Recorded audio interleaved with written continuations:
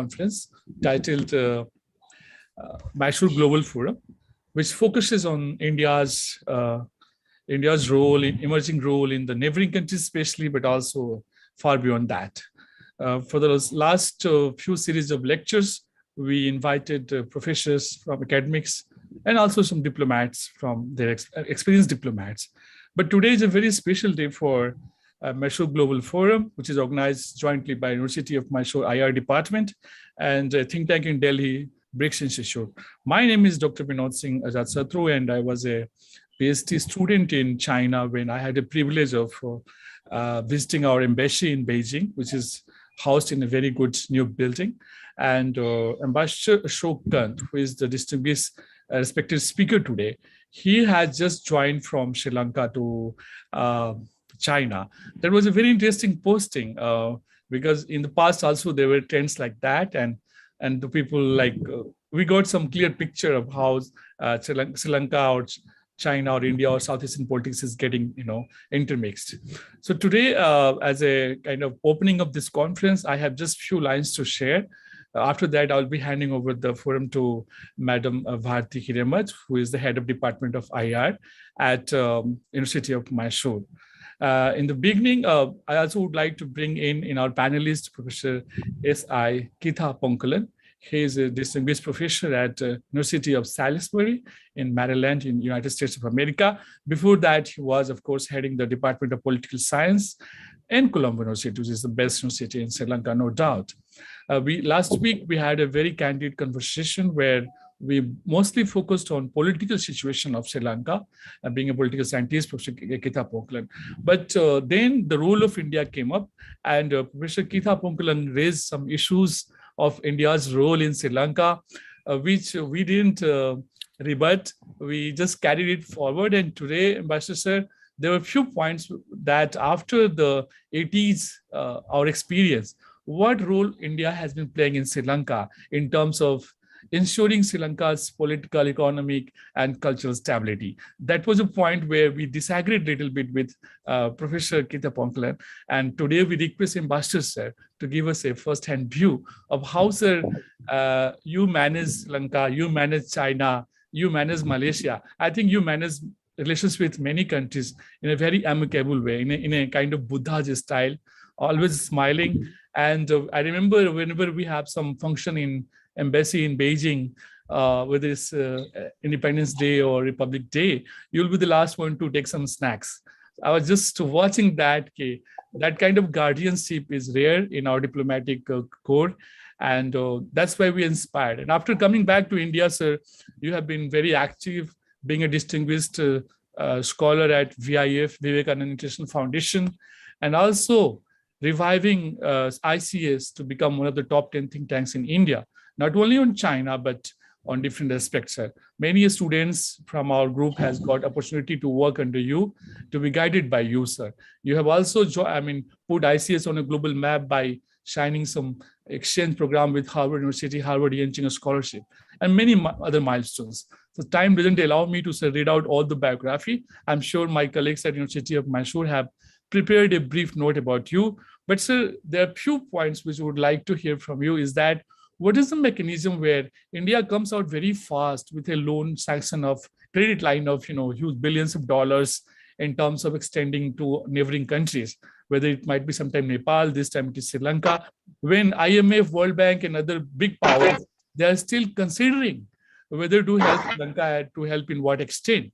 So in that, is it our diplomatic community or diplomatic role is very active when it comes to crisis in our neighborhood in South Asia? That is one of the points, sir.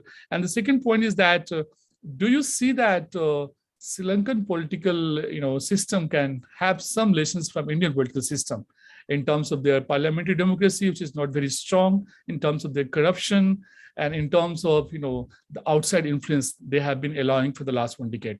So I just take a break here, sir. I hand over the session to Madam Bharati Hiremath, who is based right now in Mysore. She'll be the moderator today, and she will take the discussion further. Once again, sir, thank you very much for agreeing to speak to our students and our colleagues on this forum. You are most welcome, sir. We look forward to your speech. Thank you. Thank you, Dr. Binod, for giving an opportunity to moderate the session. Sir, warm welcome to you all, sir. Today we have a very outstanding personalities, Ambassador Ashok and Professor Keitha Ponkalan and Brigadier Rajkumar, sir, to discuss on political and economic crisis and India's role, how best India can help. And being in a continental countries, we should know each other, and we should be helpful to each other in their dangerous condition, in their critical condition. But it is a very sad to see that being in very immediate and neighboring country, Sri Lanka under great crisis, and there is a political instability and unstable government. What are the causes for the instability? Sudden fall in the government, sudden fall in the economic condition, and it's not an incident which took in overnight. There may be so many causes behind this. We want to know, sir, we have so many queries regarding the political instability or corruption in the government. Suddenly whole cabinet resigned. It's not an easy matter, and there may be a serious issues in behind this political instability. And being in a democratic country, India, how how it can help to Sri Lanka, and how Sri Lanka is looking at India. Being a neighboring country, Sri Lanka, is it possible to get influence in future from the democratic principles of India? No, always, as we know, always Sri Lanka will be under great influence of China and some other countries, and maybe some extent some external powers are they having a role in political and economic crisis of Sri Lanka, and what best Sri Lanka can do to come out from this great crisis. And is there any changes? Can we have a hope in a political restructure and reformation of the government in Sri Lanka? And what are the way outs for Sri Lanka to come out from this crisis, sir? We have so many queries, and I hope we will get the answer from Ambassador sir, Ponkalan sir is there. And yeah, I hope my student also will be benefited by your discussion, sir. And I request one of my students, Penal, to introduce outstanding personality, Ambassador Ashok Khan, sir. Penal, over to you, Oba.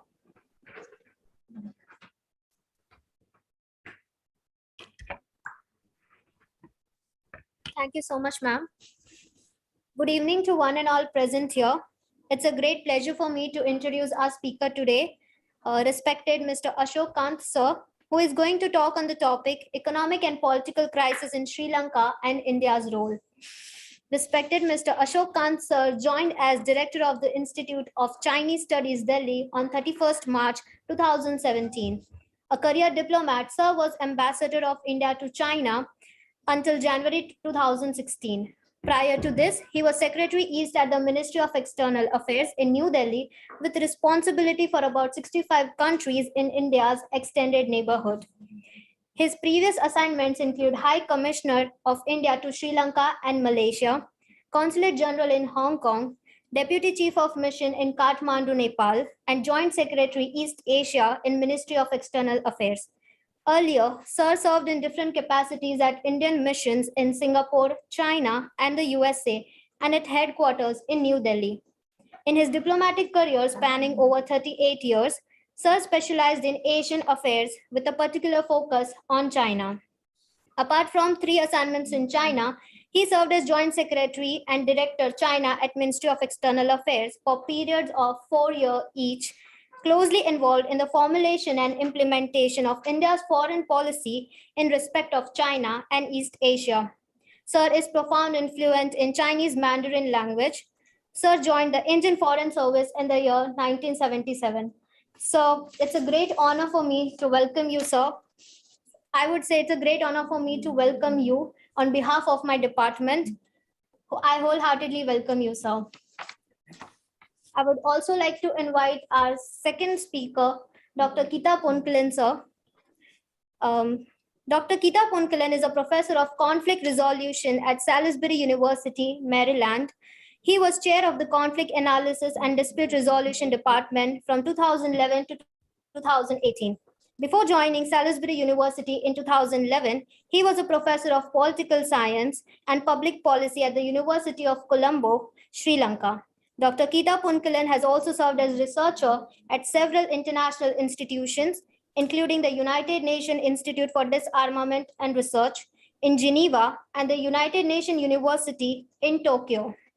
He served as a consultant to Sri Lanka projects of several international agencies. Sir has published widely on conflict and peace-related issues in Sri Lanka and South Asia. Finally, I would welcome Keitha Punkalan sir as well. It's a great honor for me and my department to have you here, sir. The platform is all yours. Thank you. Thank you, Pinal. Sir, Brigadier Rajput, sir, you are most welcome to our panel discussion. Sir, Ashok, sir, we have, as I told you, we have a multiple, queries to get to know about the Sri Lanka, as it is a very immediate neighboring country, and it's not a mere backwater. It is our neighboring country. We should know what is happening in Sri Lanka and what is the role of India in connection with this crisis, sir. Sir, over to you, sir. Thank you very much. Thank you, Dr. Hiremath, for inviting me to address Mysore Global Forum. And I would also like to thank Dr.Binod Singh for his remarks and for a very generous introduction which was given for me. It's a topic which is of great interest to us at this point of time. Sri Lanka is passing through its biggest economic crisis since independence in 1948. And that crisis has morphed into a political crisis as well. As someone who lived in Sri Lanka from 2009 until 2013 and worked as High Commissioner of India to that country, I have been watching these developments with empathy and concern. I'm not at all surprised that India is playing a large role in addressing challenges that Sri Lanka is facing today. That's in keeping with our neighborhood first policy, and also given extensive historical, societal, economic, security and political linkages we have between India and Sri Lanka. I can say without any hesitation that the vital interests, strategic interests of India and Sri Lanka are closely intertwined. And what happens in Sri Lanka has a direct bearing on our national interests and vice versa. Dr. Bharati, Hiremath and Dr. Binod Singh have raised a number of questions. I'll try and answer those questions to the extent possible within short time available. Let me begin by making this point, or rather reiterating this point, that what we are witnessing in Sri Lanka today is an economic crisis, which has triggered a major political crisis and stalemate. This economic crisis, as Dr. Hiremath mentioned, didn't happen overnight. It was building up for quite some time. It's a combination of structural problems and legacy issues in the economy, impact of a series of developments, including, Easter Sunday bombings in 2019, the onset and impact of the COVID beginning March 2020, and now the Ukrainian crisis, along with some very serious mismanagement of economy and corruption. So all this, the legacy factors, some circumstances beyond control of Sri Lanka, and erratic decision-making on part of the government of Sri Lanka, all have combined to create a situation where a combination of authoritarianism, populism, welfarism, and erratic policies has run into hard economic realities and popular anger, all resulting into what one can describe as a perfect storm. As you're aware, the growth rate in Sri Lanka was declining for last 10 years, since 2012. but many of the structural problems which have come to the fore now were present even earlier. There was this lopsided nature of Sri Lankan economy with excessive dependence on exports of tea, rubber, and garments, an inflow of remittances from Sri Lankan workers abroad. There was a very poor diversification of economy with very limited domestic capacities. Sri Lanka also depends to a great extent on imports of commodities ranging from fuel to daily use items, which has created a crisis when Sri Lanka has run into a major foreign exchange shortage. Looking back at the period I was serving in Colombo, one can say that even at that time, when President Maharaja Rajapaksa was doing his first term, economic growth was being fueled by heavy borrowings by government from abroad and domestically. Sri Lanka opted for infrastructure projects and populism and welfareism. It launched a series of vanity projects like Hambantota Port or Matala, Rajpaksha International Airport, even Colombo City project, which were not based on economic viability or feasibility studies. All these projects which were funded or supported by China have unfortunately failed to result in dividends for the economy, and as a result have added to the vulnerabilities of the Sri Lankan economy and led to unsustainable public debt, including external debt. And the problem has been compounded by very limited revenue base of the Sri Lankan economy. On top of these legacy issues, we had two developments in 2019, which caused a major setback for the economy. I referred earlier to Easter Sunday bombings in April 2019, which resulted in a huge fall in flow of tourists. And as you know, tourism is a major source of both foreign exchange earnings and domestic revenue for Sri Lanka. To make matters worse, the new president, Gotabaya Rajapaksa, was just taken over at that time in a very ill-advised move, cut VAT rates from 15% to 8% in December 2019, abolished nation building tax and some of the levies. This led to a major fall in indirect tax collections, with VAT revenues falling by close to 50% in 2020.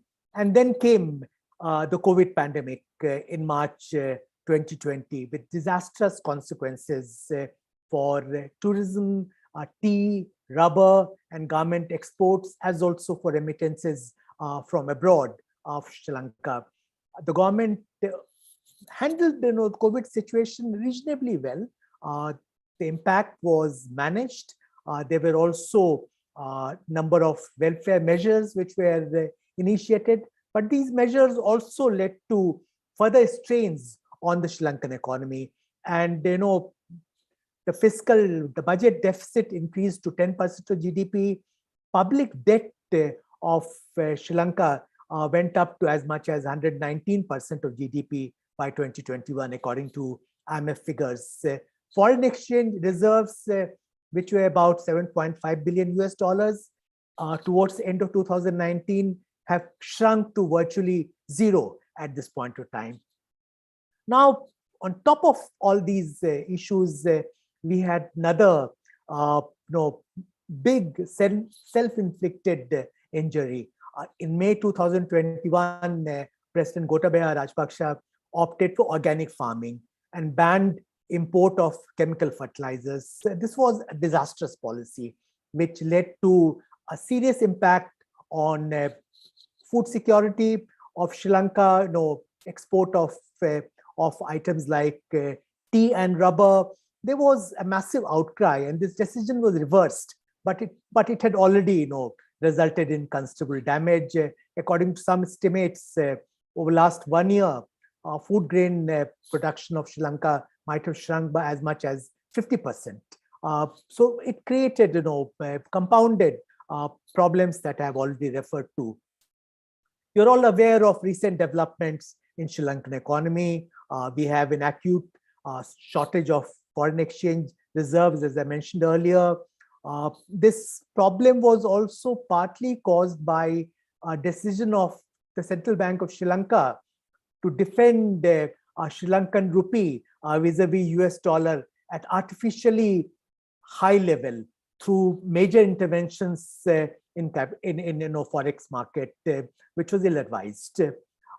Then I referred earlier to limited domestic capacities and dependence on imports for fuel, food, fertilizers, and daily use items.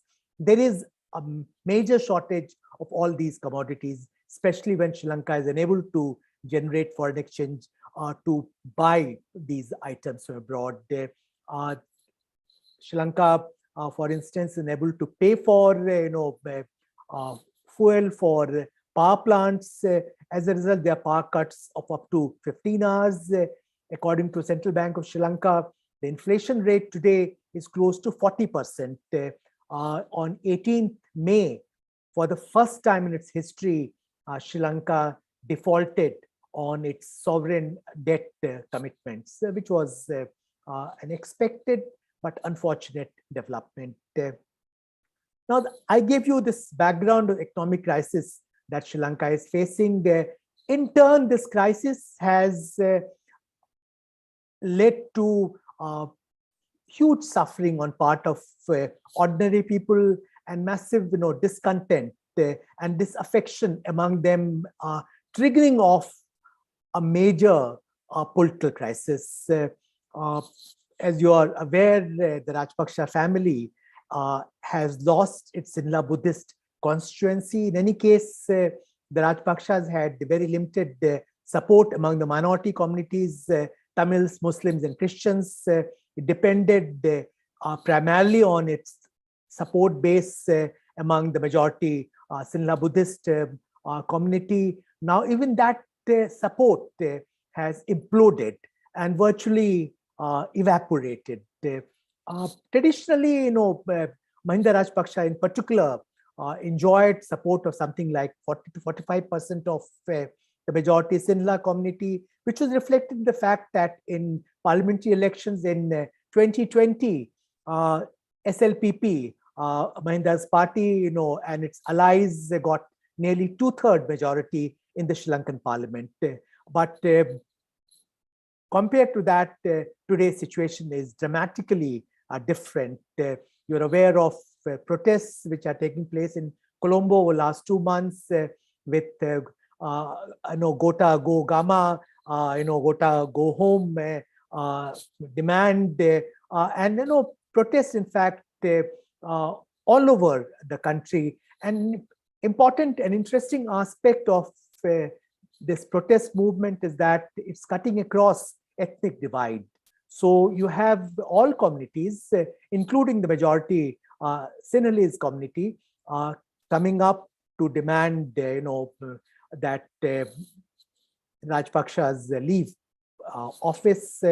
Mahinda Rajapaksa resigned on 9th May, and there's continuing demand for resignation of President Gotabaya Rajapaksa as well.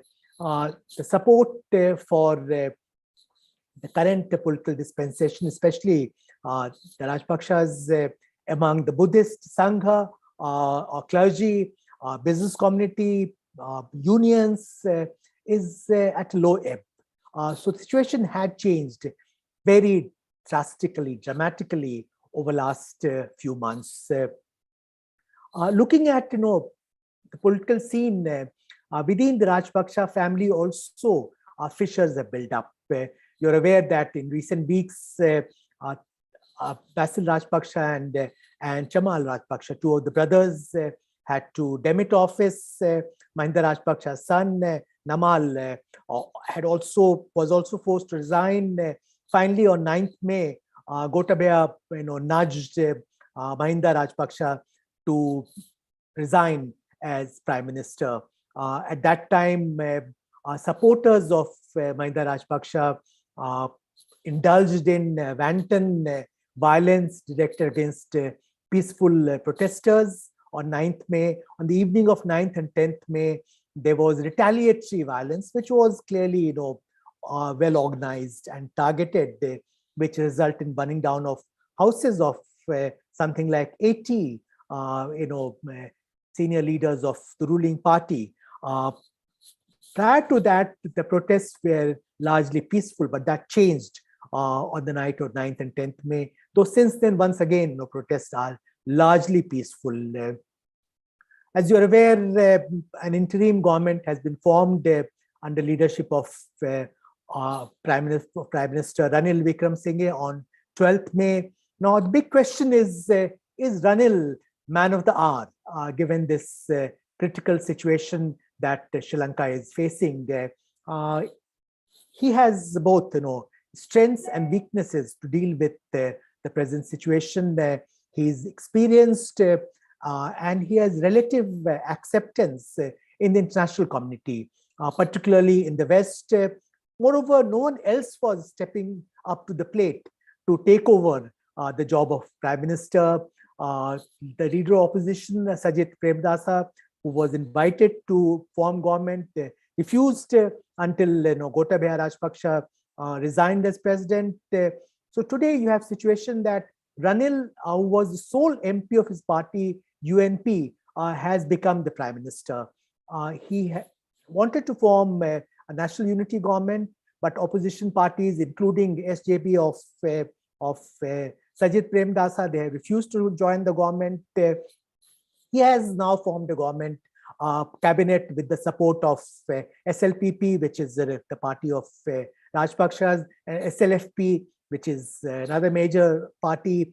But there are no doubts about the legitimacy of the present dispensation. There is continuing demand that Gotabaya should step down and that there should be systemic changes in Sri Lanka, that the nature of the constitution should undergo a thorough restructuring with shift away from executive presidency to parliamentary form of government. Now Gotabaya is not prepared to step down as president. Under the present constitution, he can be forced out of office only through impeachment, which is very difficult to achieve, and there's not support in parliament for that. Likewise, it's not feasible also to hold midterm elections in the near future. So we have to make do with the present interim dispensation in Sri Lanka, despite its shortcomings and deficiencies. And one must acknowledge that despite its limited and skewed political base, despite dependence of Ranil Wickremesinghe on SLPP and SLFP for getting majority support in parliament, his government has been able to provide a modicum of political stability, which was essential to deal with the economic and political crisis that the government is facing, that Sri Lanka is facing today. He has also promised that he will bring about the 21st Amendment to the Constitution of Sri Lanka, under which provisions of the 19th Amendment, which had diluted executive presidency and also introduced checks and balances, will be reintroduced, and the 20th Amendment will be rolled back. He has also talked about the abolition of executive presidency without giving any firm timeline or roadmap for achieving that.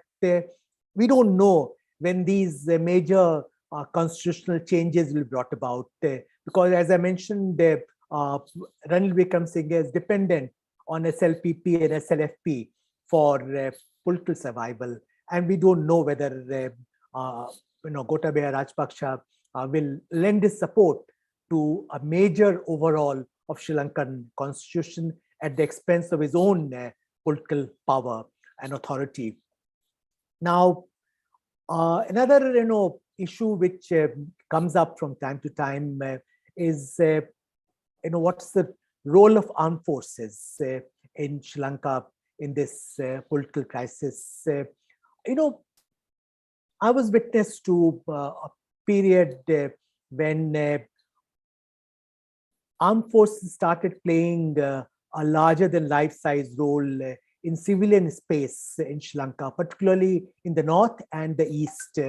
Unfortunately, that trend has continued and even accelerated under the presidency of Gotabaya Rajapaksa. But at the same time, I don't think that Sri Lankan armed forces are inclined to directly intervene in politics of Sri Lanka. So Sri Lanka is no Pakistan or Myanmar. So the possibility of introduction of something like martial law in Sri Lanka, to my mind, remains rather small. So today, the immediate challenge for the government led by Prime Minister Anil Singh is to deal with the economic emergency that Sri Lanka is facing. This will require a number of very difficult economic decisions, as Ranil mentioned in his meeting with business chambers yesterday. During the rest of the year, Sri Lanka will be needing something like $5 billion for payments, another $1 billion to bolster its foreign exchange reserve. Where will this money come from? It's a huge challenge. Discussions have been initiated with the International Monetary Fund, but let me hasten to add that IMF assistance, though unavoidable and essential at this point in time, is no panacea. Since independence, Sri Lanka has gone for as many as 16 arrangements with IMF, including during the period 2016 to 2019. So IMF by itself will not be able to provide the magic bullet to deal with the problem Sri Lanka is facing. Sri Lanka will have to get help from other partner countries, including India, Japan, China, the Western countries, help from international financial institutions like the World Bank, ADB, and AIIB. All this will be required to kind of bridge, as bridge finance, to get over the present economic emergency. Sri Lanka is presently cut out from international capital markets because it's for commercial borrowings due to its junk grade credit rating. So it has to depend either on international financial institutions or bilateral partners for getting emergency economic support. Now let me turn to role of India. India has assisted Sri Lanka in a manner which is perhaps unprecedented, even for us. This is in keeping with, as I mentioned earlier, India's neighborhood first policy. India has stepped in as a first responder, line of credit, and other arrangements that India has provided within this year, since beginning of 2022, is about $3.5 billion. Additional support has been provided by government of Tamil Nadu and civic society organizations. Total assistance provided by India is about $6 billion. India has also rushed in petroleum products, food, medicines, and other essential commodities against credit lines. This has been well received by the people and the government in Sri Lanka, but it's only part of the answer to challenges that Sri Lanka is facing. And India also has one major challenge or tightrope walking when it comes to extending support to Sri Lanka. India would like to assist Sri Lanka to get over its economic crisis without being seen as propping up the Rajapakshas. This is something which has been done in a sophisticated manner, in a balanced manner. over the last few weeks. I would like to refer in particular to an important statement made by official spokesman of Ministry of External Affairs, Arindam Bagchi, on 9th May 2022. He said that as a close neighbor of Sri Lanka with historical ties, India is fully supportive of its democracy, stability, and economic recovery. In keeping with our neighborhood first policy, India has extended this year loan support worth over $3.5 billion to the people of Sri Lanka for helping them overcome their current difficulties. In addition, the people of India have provided assistance for mitigating the shortages of essential items such as food, medicine, etc. India will always be guided by the best interests of the people of Sri Lanka expressed through democratic processes. Now, point to note here is that the statement, which was rather well crafted, doesn't refer to the government of Sri Lanka at all. This statement talks only about the people of Sri Lanka, national interests of Sri Lanka, and democratic processes in Sri Lanka.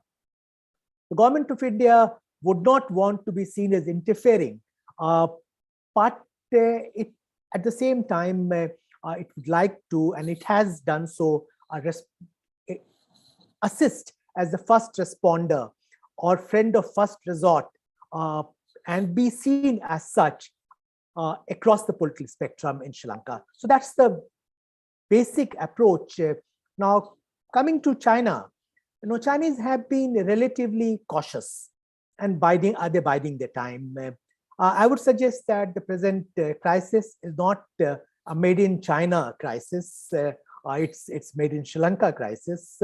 But Chinese have contributed to Sri Lanka's current predicament through number of acts of commission and omission.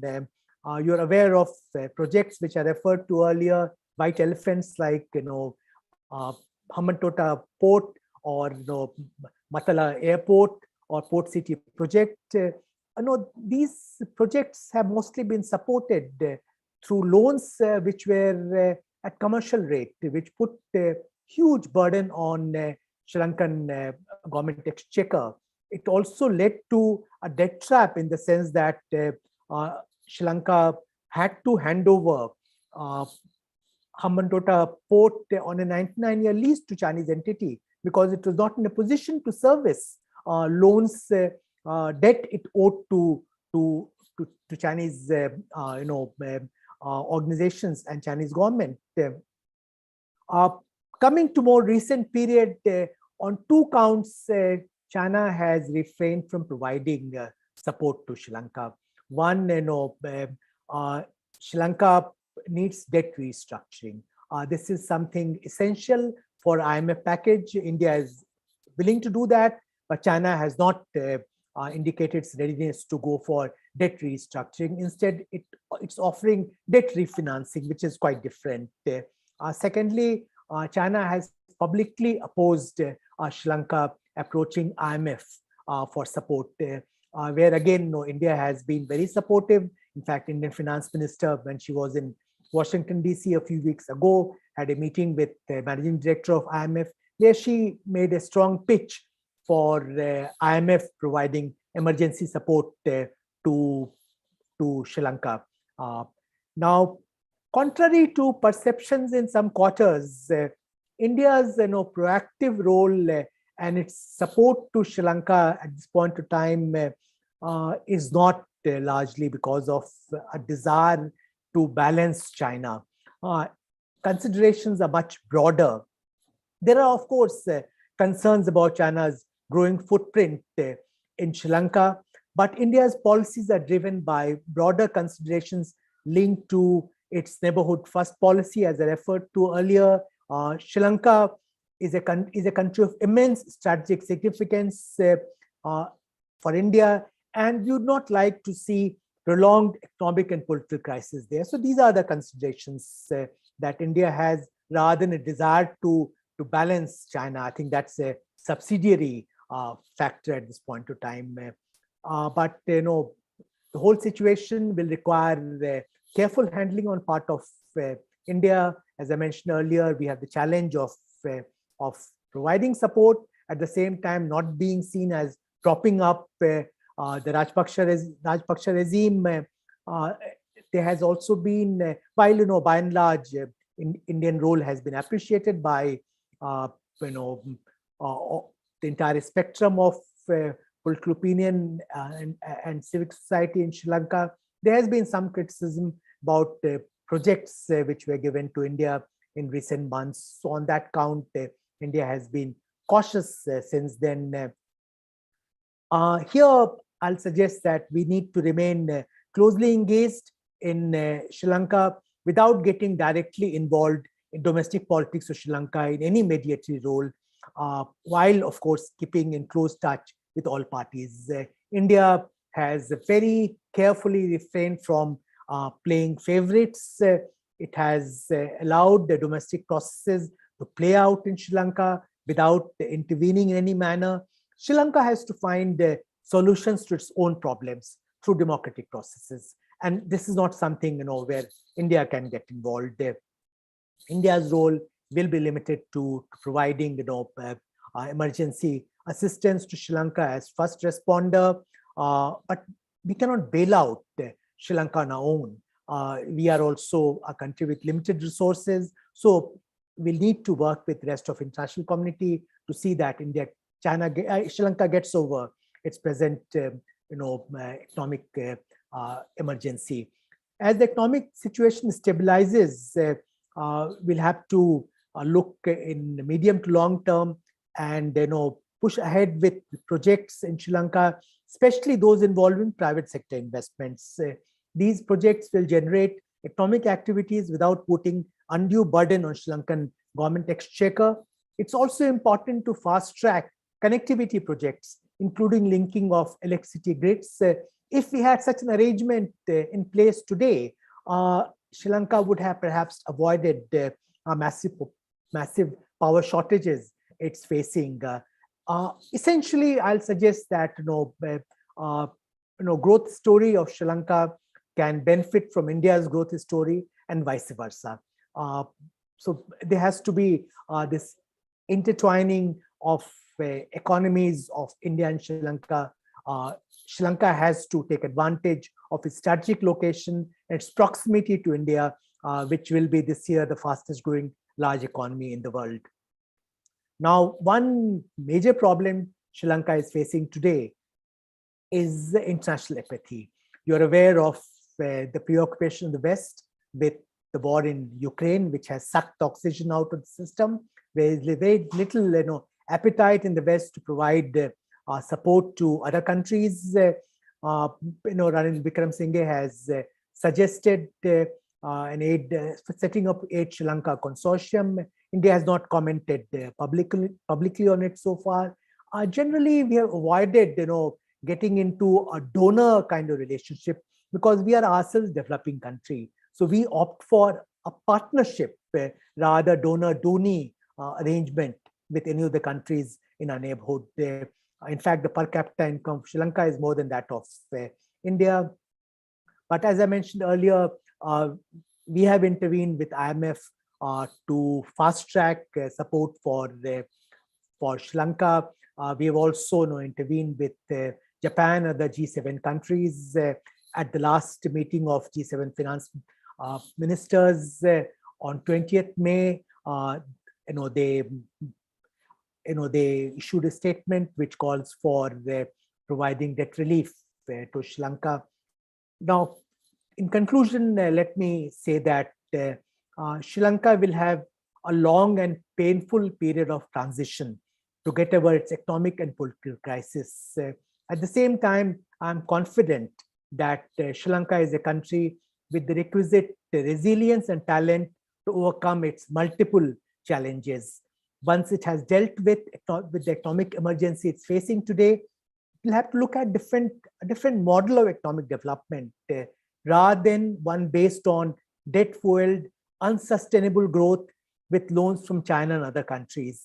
Sri Lanka must leverage its strategic location, as I mentioned earlier, as also its proximity with India, as well as its very impressive human resource endowments. The growth stories of Sri Lanka and India must be intertwined and mutually reinforcing. As I mentioned earlier, Sri Lanka must also reassess its majoritarian and Sinhala Buddhist agenda and opt for a more inclusive approach which brings on board minority communities as co-equal stakeholders. With such a course correction, I believe that Sri Lanka can and will have a bright future. I'll stop here. Thank you.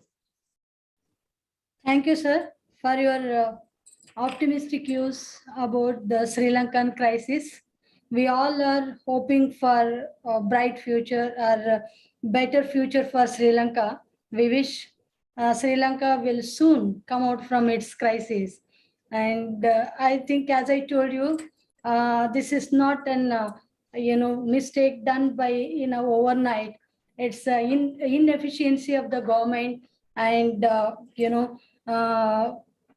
instability of the political structure. This is the right time for Sri Lanka to get a change. And as we know, sir, the people of Sri Lanka, they are very frustrated by the inefficiency of government. They are demanding something changes in the government.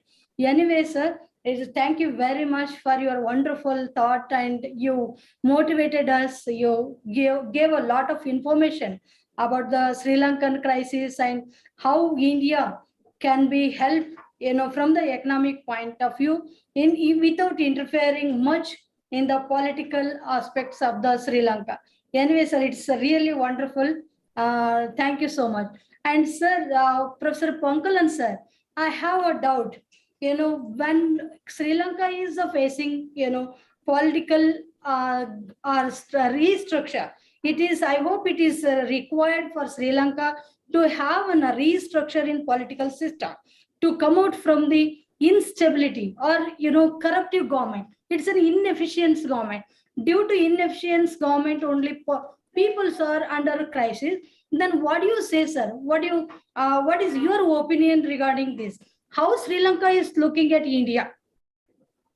What will be the future of political future of Sri Lanka, sir? What do you see, sir? Thank you very much, Ambassador, for this wonderful and comprehensive presentation. It was like really thoughtful. Thank you for that. And as you guys know, I was here last week, so I don't want to repeat myself here. The recording is on YouTube. So I'll make one or two points about the ambassador's remarks, and then maybe try to answer Dr. Bharati's question. I agree with most of the points Ambassador made. I agree that the chances, Sri Lanka is not Pakistan or Myanmar, the chances of a military taking over is very minimal in Sri Lanka, but there's always a possibility of the closer relationship between political leaders and military, the possibility of the political leaders using military to control the system, the possibility is there. And also agree with the point that the crisis is not made in China. I have a friend who in the US who sent me an article yesterday written by one of the Sri Lankan commentators blaming the entire crisis on international forces, and asked me whether this opinion is widespread. And I said yes. Sri Lankans like to blame it on the at least some Sri Lankans like to blame it on the international forces. That is not true. Sri Lanka should take responsibility. It's mostly made in Sri Lanka. I agree with that. The India's role, Dr. Singh already suggested that he disagreed with me last week. I stand by my argument that India is helping Sri Lanka, at least partly. In my view, one of the main reasons is that helping Sri Lanka is crucial for India's national interest. So it's not, everything is not charity. National interest is a big part of the whole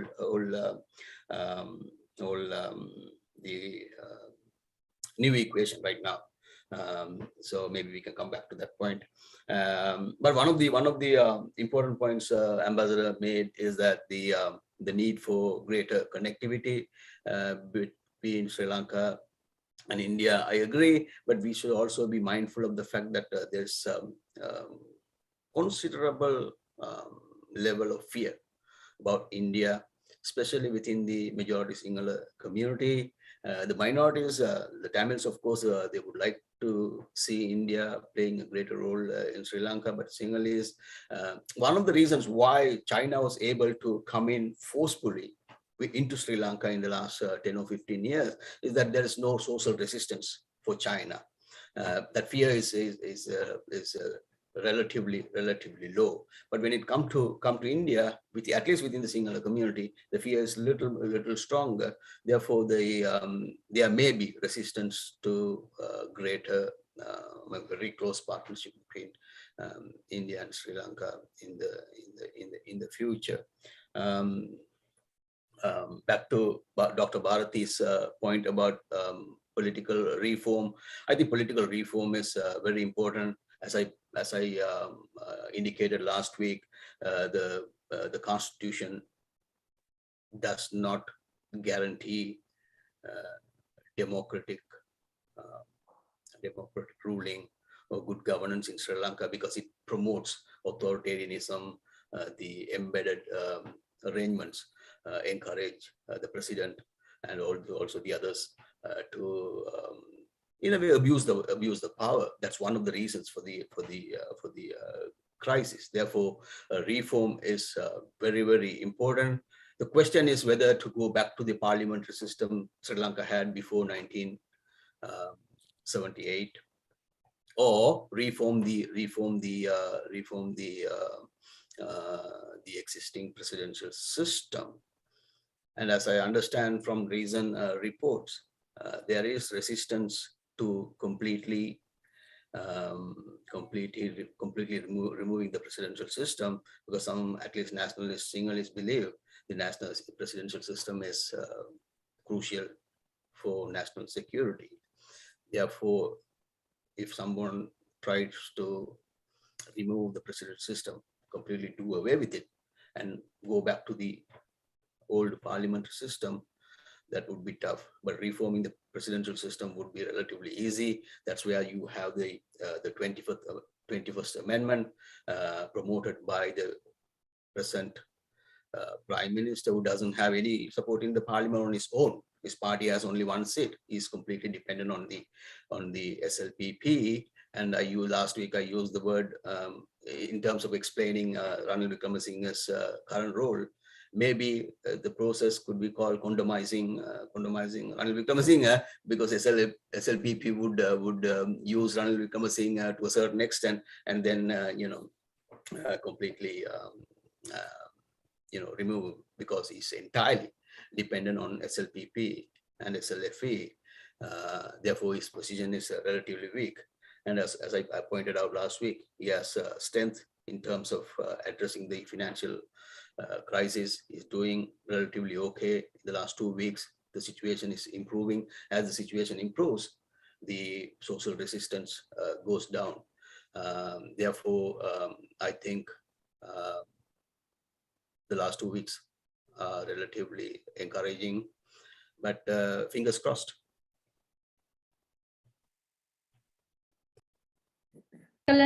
For your diplomatic answer.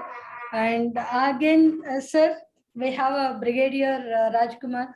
Sir, what do you say, sir? What do you feel about the Sri Lankan crisis, sir, including political and economic crisis? What do you say, sir? Views as am I audible, sir?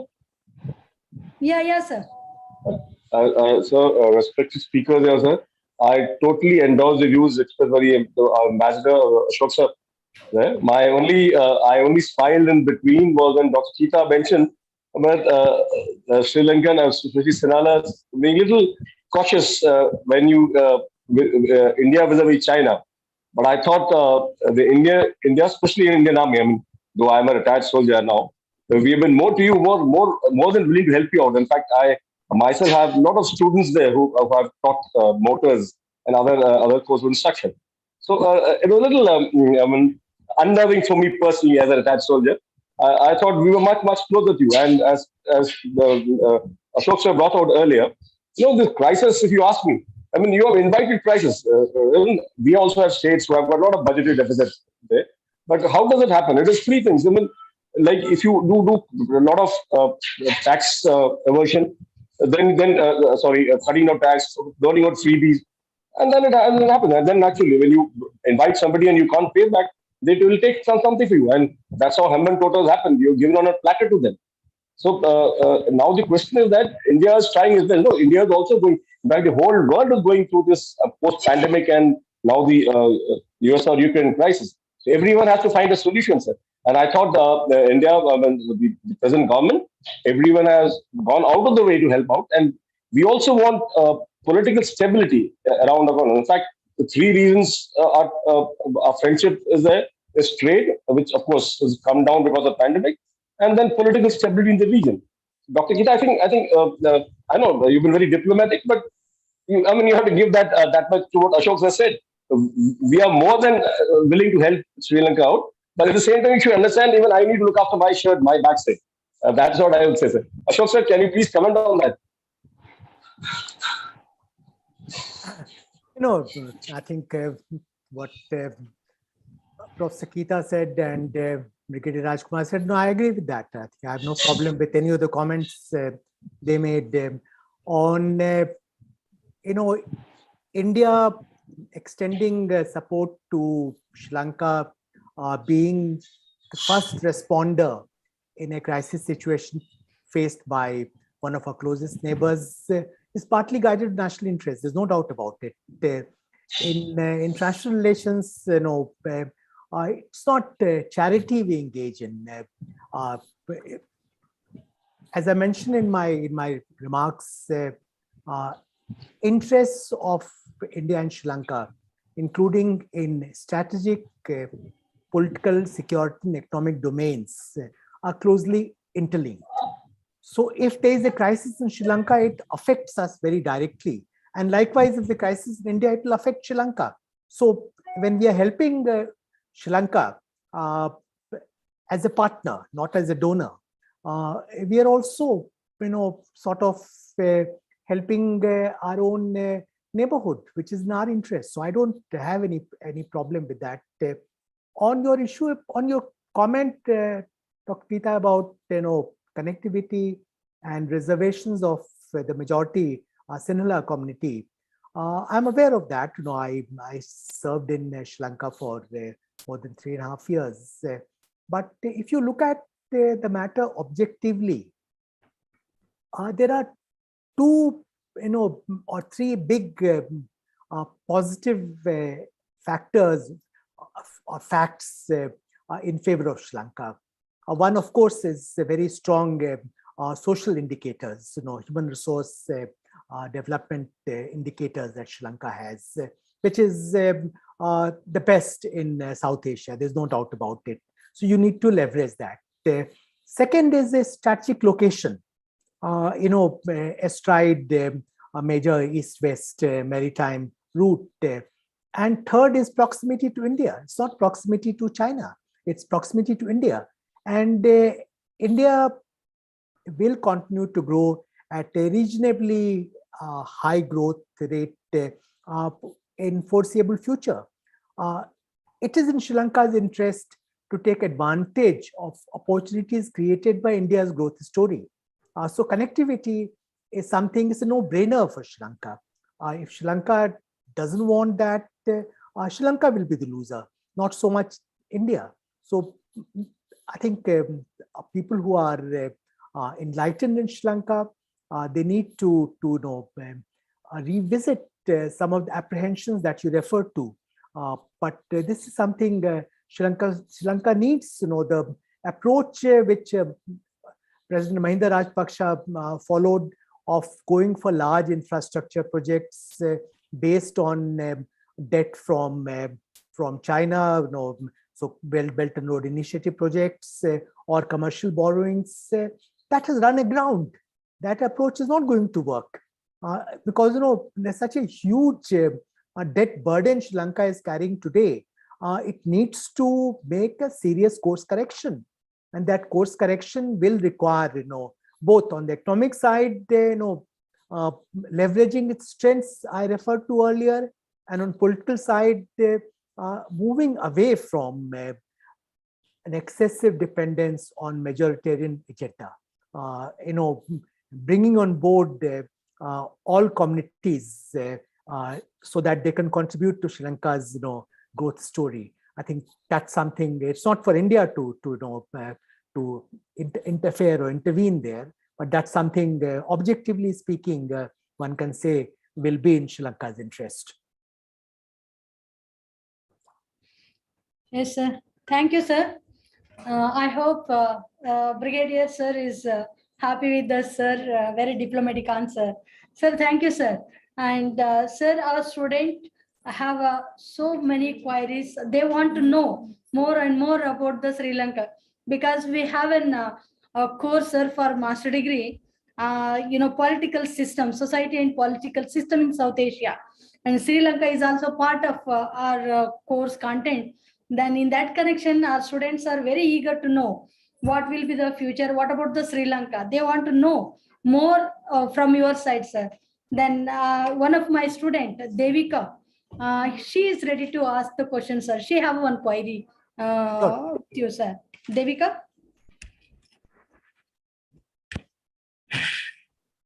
Thank you for sharing your knowledge. Good evening, everyone. My name is Devika Janartha. I'm currently pursuing my master's in international relations from University of Mysore. My question is to Mr. Ashok, sir.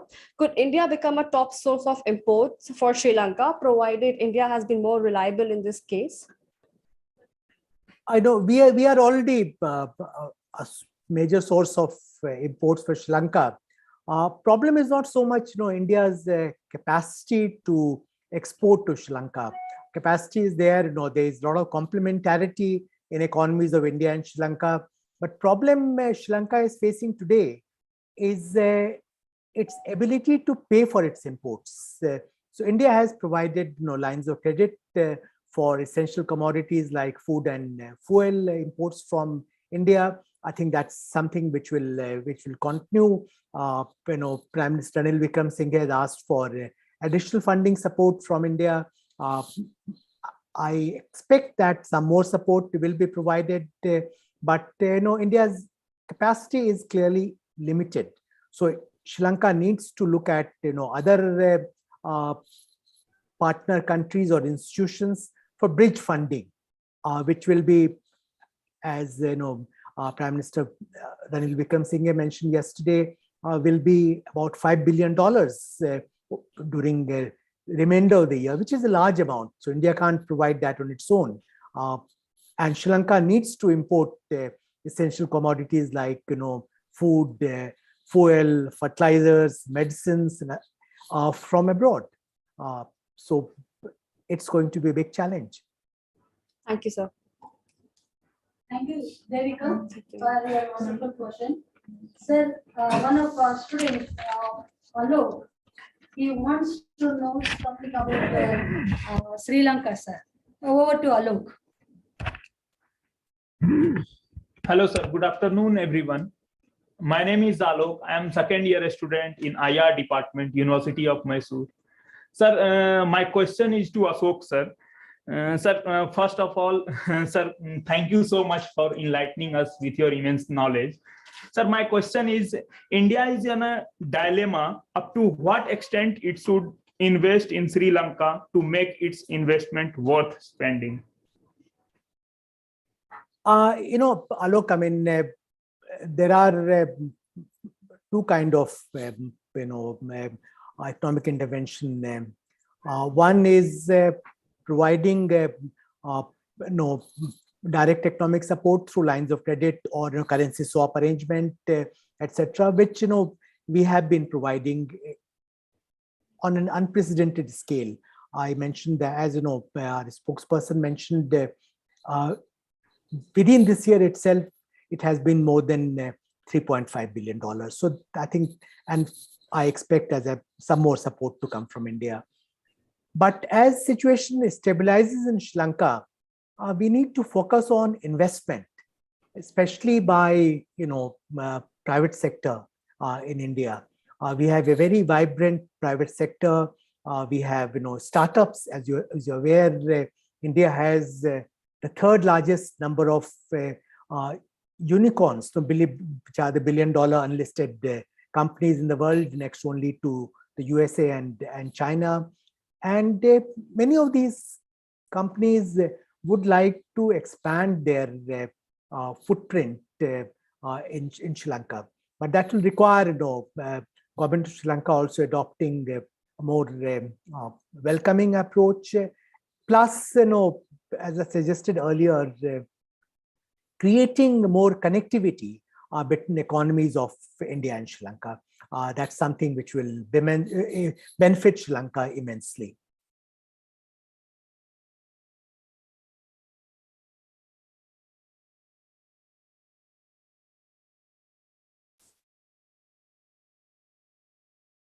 I think, Dr. Hiremath, you are muted.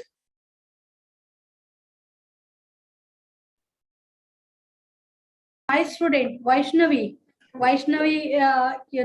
she's from first year post-graduation. She want to know something about Sri Lanka, sir. Over to Vaishnavi. Vaishnavi, you can ask.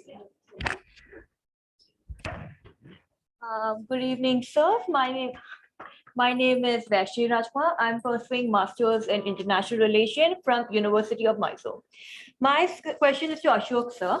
According to the respective budget estimates, states with the highest debt GSDP ratio in financial year of 2022 are Punjab 53.3%, Rajasthan 39.8%, West Bengal 38.8%, Kerala 38.3%, and Andhra Pradesh 37.6%. Are these states heading the Sri Lankan way? How can we learn from the present Sri Lankan economic crisis and arrest the increasing trend of the budgetary deficits? No, Vaishnavi, I'm not an economist, so I cannot give you a very sort of well-informed answer to a question. But let me point out that there are similarities and differences between situation in India, various states of India you refer to, and Sri Lanka. We also have a problem of fiscal and budgetary deficit, which can be unsustainable at times. So we need to learn within our means, which also involves eschewing recourse to populism, which is often the case in India because of political considerations. So I think that there's no doubt about it, that budgetary deficit in India, both at the central government level and states, is running a bit too high. So that needs to be controlled. But we have an advantage compared to Sri Lanka, that the revenue base of Indian economy is much larger, and we have foreign exchange reserves of $600 billion, which provides a cushion. And though we have current account deficit at present in our international transactions, it's manageable. We have very large inflow of foreign direct investment from outside. We are the largest recipient of remittances from abroad, number one in the world.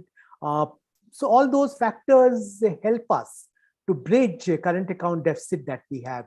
Therefore, even though our public debt, both domestic and external, has been growing, we are at present nowhere close to an economic crisis. So it's still manageable as far as I can understand. But as I mentioned earlier, I'm not an economist, an expert in this area.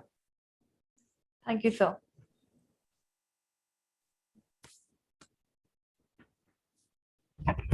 Thank you so much, sir. So for your clarification, you made it very clear. And now one of the student, Penal, she also have a, information, doubt on Sri Lankan economic and political crisis, sir, I will give it to Penal. Over to Penal. Penal. Thank you, ma'am. Good evening, sir. First of all, thank you so much for being here and guiding us. I am Penal Trivedi. I am currently pursuing my MA in International Relations from Maharaja's College, University of Mysore. Since 2013, under the aid of Belt and Road Initiative, China has made foreign aid and investment as a lead diplomacy tool, and trillions have been splurged by Beijing to buy influence in several countries. My question to you, sir, is if India and other like-minded countries were to counter this, what could be a preferred and viable model for it? And sir, could the Quad countries expand on the Blue Dot initiative? You have referred to Belt and Road Initiative taken by China since 2013. So last 9 years, it has invested a lot in this initiative, but mostly it's through loans. These are loans coming from Exim Bank of China, China Development Bank, and other government-linked entities on terms which are essentially commercial in character. And these projects are initiated by the Chinese side. They're not so much based on initiative of the recipient countries. I referred to Sri Lanka earlier. I gave examples of projects like Hambantota Port, which is one of the least utilized harbors in the world. I referred to Matala International Airport, which has been described as the emptiest airport in the world. There are other projects which are not generating adequate returns because they were not based on economic viability study.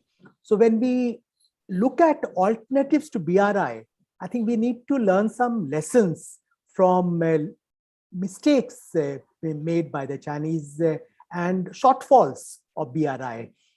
Number one, these projects must be based on sound economics and environmental studies.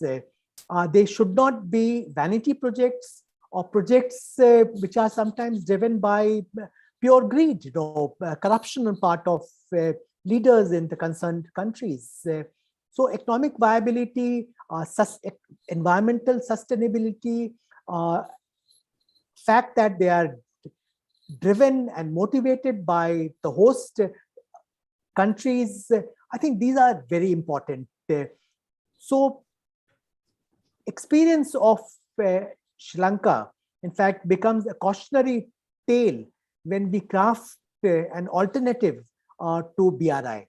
But so far, I must acknowledge that whether it's India or USA or Japan or other like-minded countries, they have not been able to come up with either requisite funding or a framework which fulfills the huge deficit in terms of infrastructure needs in various developing countries. So we need to do far more. You referred to Blue Dot initiative. It hasn't really taken off so far. So I think problem partly lies on side of on part of countries like USA, Japan, and India, because we have not been able to generate either adequate funds or provide the requisite framework to address limitations of BRI. Okay, thank you, sir. Thank you, sir, for your wonderful answer for panel question. Sir, we also have an eminent scholar, Professor Anil Borkar from Arunachal, University of Arunachal, Department of Economics. He wants to know something about the economical issues on Sri Lanka, sir. Sir, Mr. Anil? Yes, sir. Thank you, ma'am. Good evening, sir. Sir, actually, I have seen that in topic economic and political crisis of Sri Lanka. That's why I am connected. And my question is regarding to economic aspects. So is it possible to discuss that question, that type of questions here? Yeah, Economic please, related? please go ahead. Yes, sir. Sir, you can see the previous history of the economic crisis or all over world. Most of the crises are demand-sided crisis, right?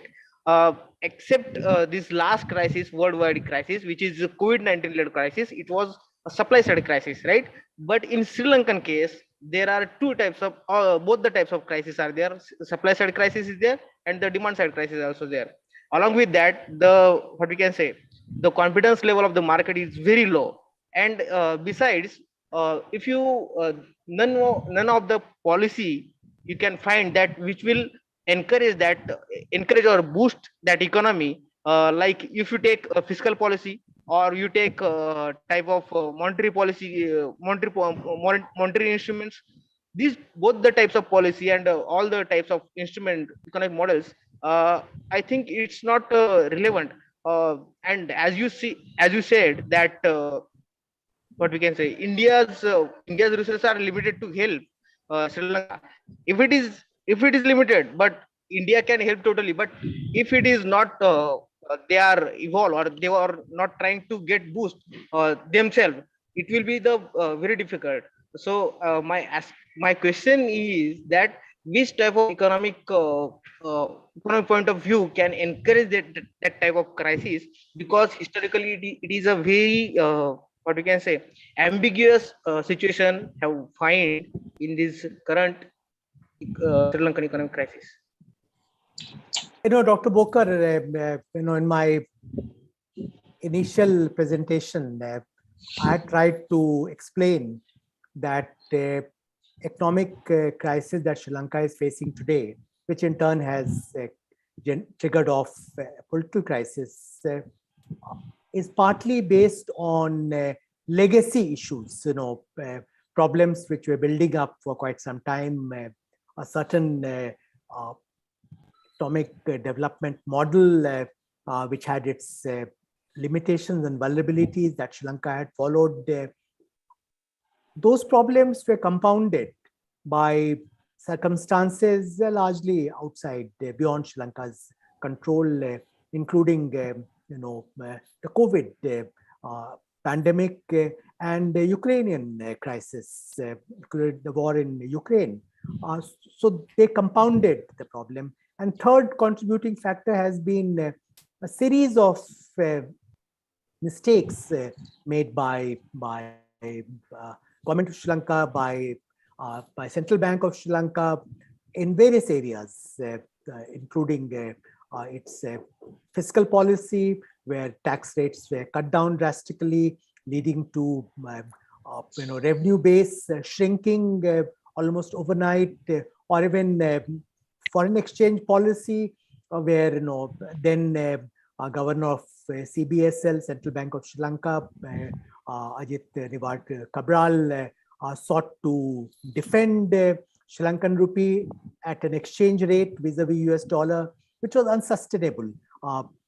So it was pegged at a rate, so it led to wasting the foreign exchange reserves. So a number of these contributing factors are there. The answer will not be easy.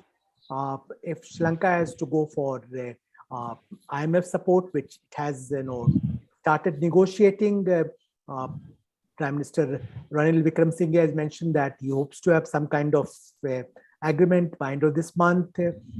Sri Lanka will have to take number of very difficult decisions, including increasing tax rates, cutting down on expenditure, more targeted welfare schemes.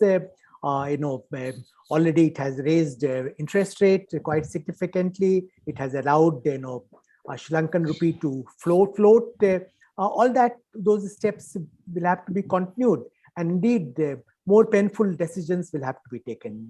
So that's one aspect. Second, we'll have to generate bridge finance to get over the present crisis.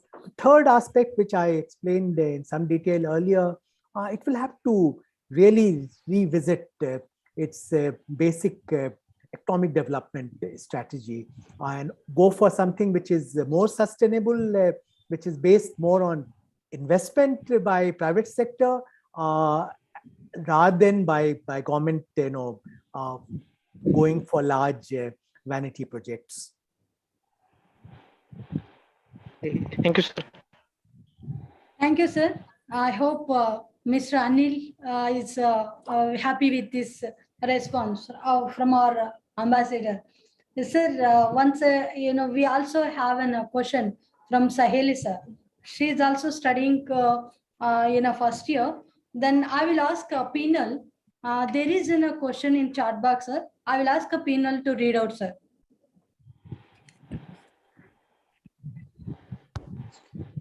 The question is from Karthik from Political Science Department, and his question is to Ashok, sir. His question is, thank you for that insightful session, sir. You spoke about the South Bloc prioritizing the neighborhood first policy as a crisis unfolds in Sri Lanka. But our engagement with a few partners in our immediate periphery is becoming reactive, specifically to the growing influence of China. Drawing lessons from the Sri Lankan crisis and changes from around 2008, is there any lessons that the South Bloc has to learn? I tried to explain earlier that the rationale or logic behind India's Sri Lanka policy today derives only partly from a desire to, sort of counter China. That's part of our concern, no doubt about it. But essentially, we believe that we can't afford to have a prolonged economic or political crisis in Sri Lanka, because that will be destabilizing for the region as a whole.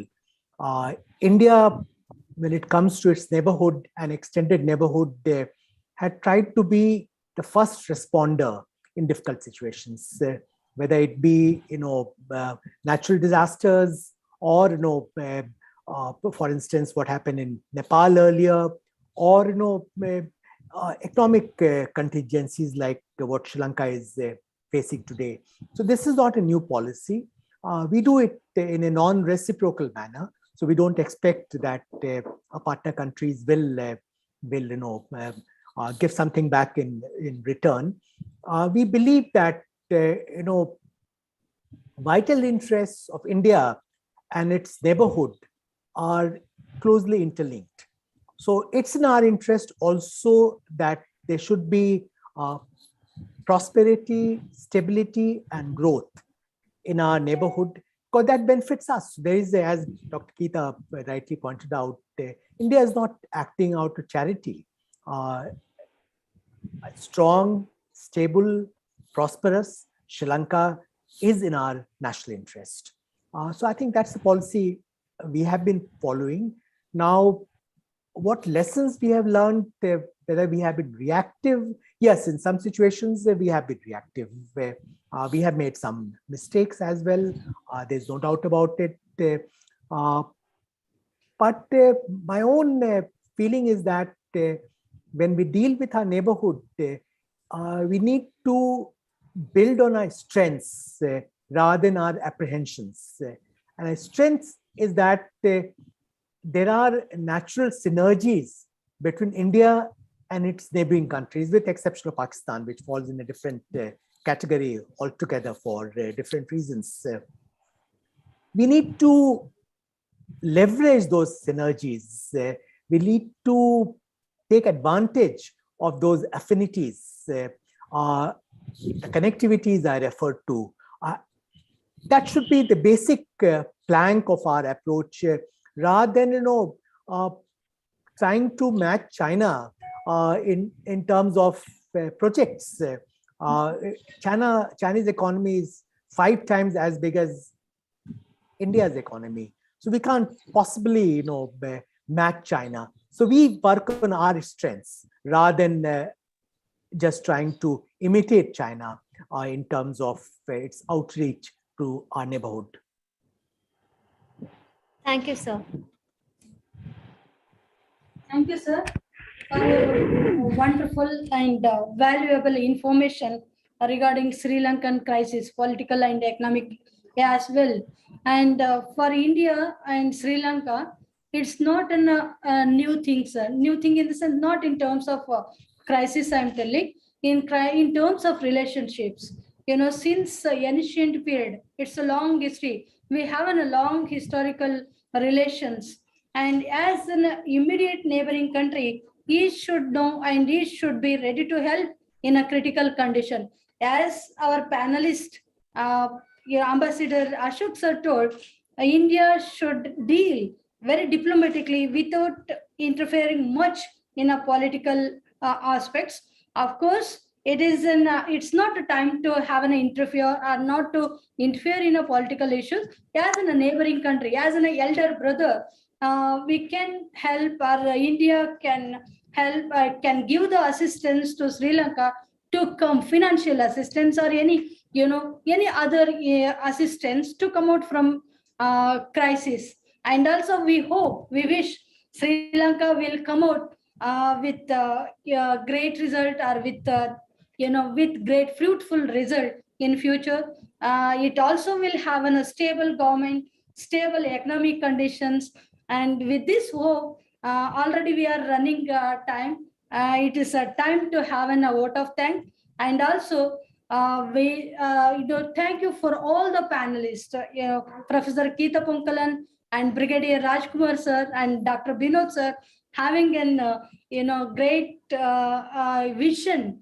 So Binod sir also having a great vision with Sri Lanka and India, having a collaboration. We had a discussion on this platform, sir. Thank you, Ponkalan sir. Thank you, Ashok sir, for giving a valuable information to our students, sir. Thank you, sir. Now we have a formal vote of thanks. It is on cultural ethics. Sir, I will give it to Saheli to give a formal vote of thanks, sir. Thank you.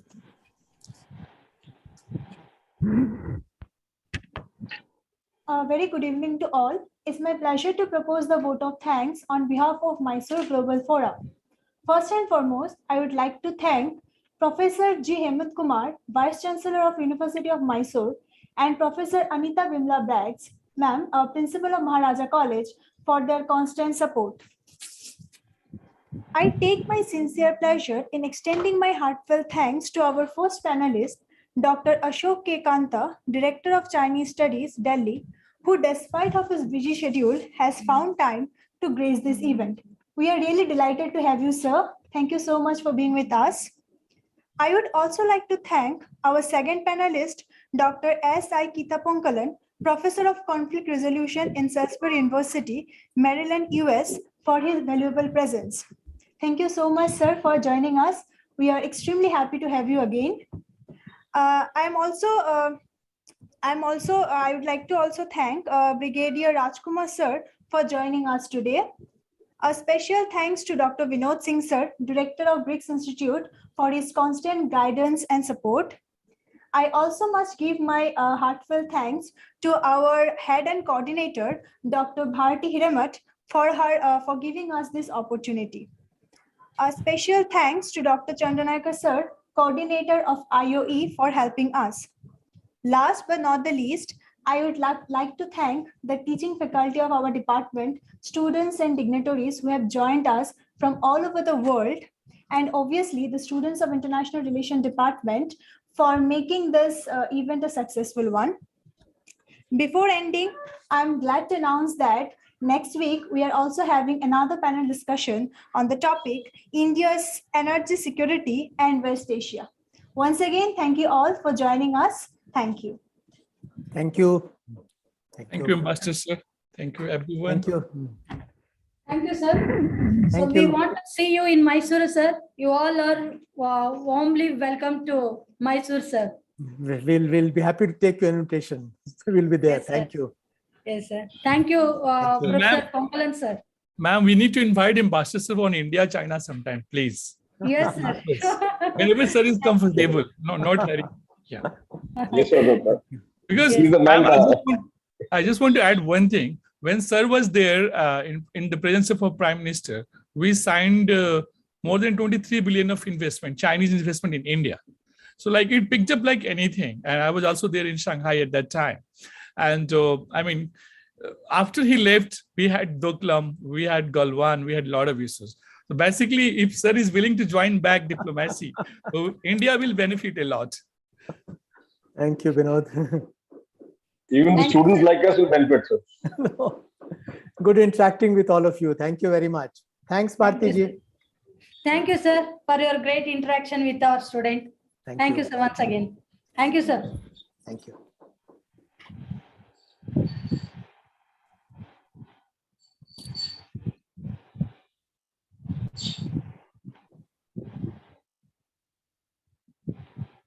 Binod sir, आपने पूछा नहीं कुछ आज.